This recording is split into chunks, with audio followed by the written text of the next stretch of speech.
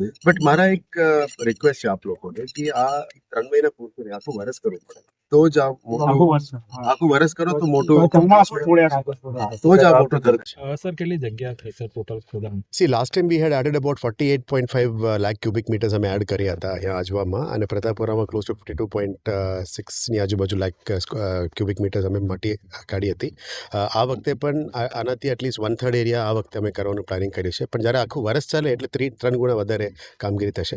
પણ એ રાજ્ય સરકારની માર્ગદર્શન અને પરામર્શ નવલા કમિટી સાથે ચર્ચા કરીને કરીશું. પણ હવે અત્યારે 3 મહિના માટે અમે કામગીરી શરૂ કરી દીધી છે. વડોદરા શહેરને કેટલું સમય પાણી મળે આમથી?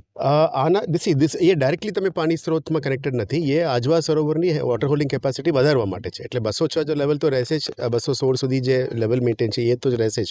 પણ ઓવરઓલ એરિયા વધારી રહ્યા છે, જેથી કરીને વધારે પાણી પાવાગઢથી આવે અમે હોલ્ડ કરી શકાય. પ્રતાપપુરામાં મોટું કરવાની જરૂરિયાત છે કે આપણે જાણો છો કે જ્યારે આપણે બિયર ખોલીએ છીએ ત્યારે આજવામાંથી પાણી નીકળે તો સૂર્યા નદી અથવા બાકી નદીઓમાંથી પણ પૂનમ સમયમાં ઓવરફ્લો ખેંચાણમાં ઇસ્યુઝ થાય છે. એ પાણીને હોલ્ડ કરવા માટે પ્રતાપપુરા મોટું કરવાની જરૂરિયાત છે. એટલે આપણે લોજિકલ સ્ટડી કરીને ગ્રેવિટી જોઈને જ આ કરી રહ્યા છે.